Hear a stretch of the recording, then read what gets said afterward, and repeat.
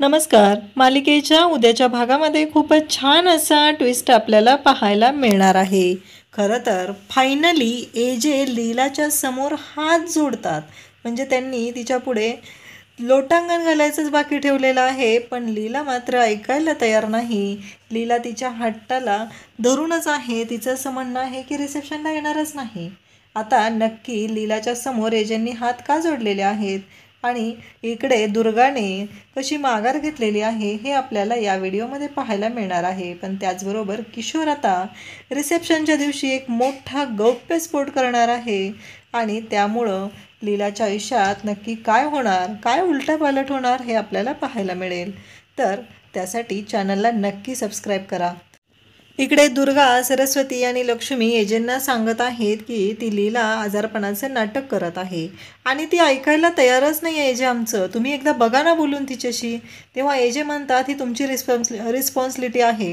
काहीही झालं तरी लीला रिसेप्शनसाठी आली पाहिजे. दुर्गा, माहिती आहे ना तुला की महत्त्वाचं आहे ते, आणि तुम्ही माझी ऑर्डर फॉलो करणार नाहीस का?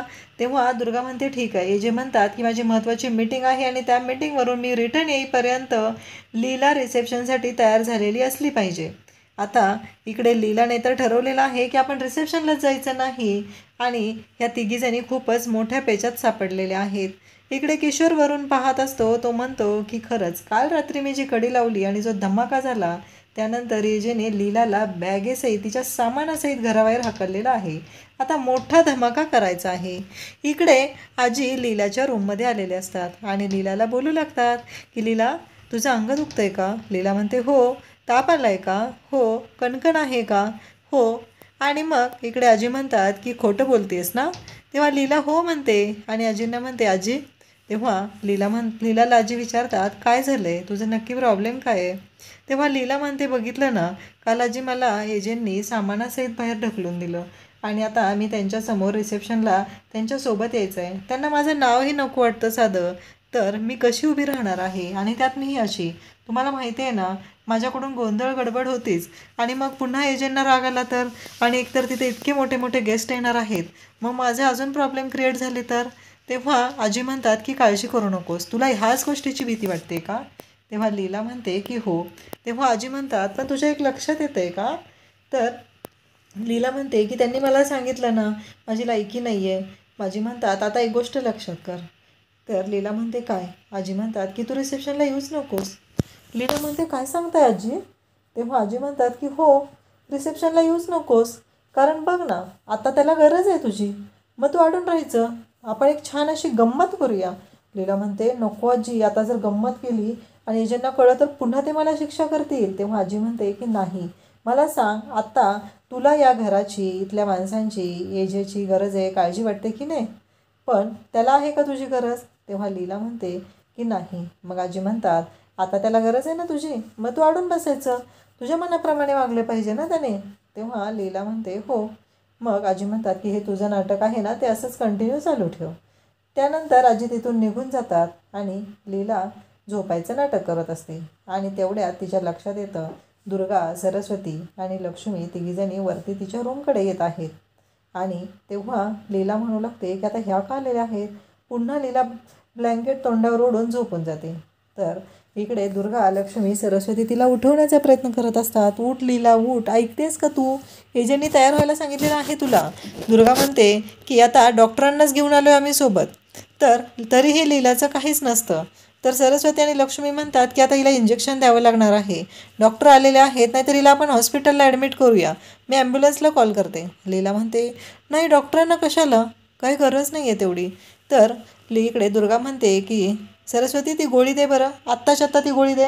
लीला म्हणते नाही, अशी कोणतीही गोळी मी घेत नाही, माझ्या डॉक्टरांनी सांगितलेलीच गोळी मी घेते. त्यानंतर लीलाला त्या नंबर मागू लागतात, तुझे डॉक्टर कोण आहेत ते सांग, त्यांचा नंबर दे, त्यांच्याकडून आम्ही गोळ्या घेतो आणि ते आणतो, पण तुला संध्याकाळपर्यंत रिसेप्शनला यावंच लागणार आहे.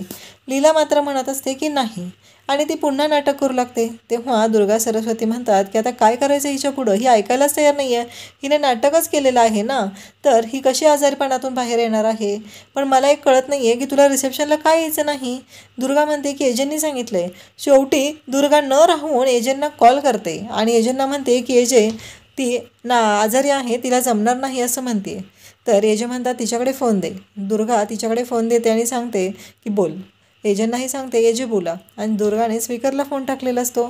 तर इकडे लीला सांगते की माझी तब्येत ठीक नाही, आणि मग एजे कॉल कट करतात. त्यानंतर दुर्गाला म्हणतात की आम्ही बोलून घेतो, आणि मग ह्या तिघीजणी म्हणतात की आता एजेंना काय करायचं ते करू दे. ह्या तिघी पण खाली येतात आणि एजे लीलाच्या कॉलवर कॉल करतात. लीला म्हणते की आता काय करू, ह्या एजंटपेक्षा हॉस्पिटलला गेलेलं आहे बरं झालं असतं, एजंटचा कॉल आला आहे, काय बोलू. आणि मग लीलाकडून तो कॉल कट होतो. तर लीलाला इकडे पुन्हा टेन्शन येतं, मी कॉल का कट केला, पुन्हा काहीतरी होणार, म्हणून लीला फोन स्विच ऑफ करते. एजे पुन्हा कॉल लावतात, फोन स्विच ऑफ लागतो.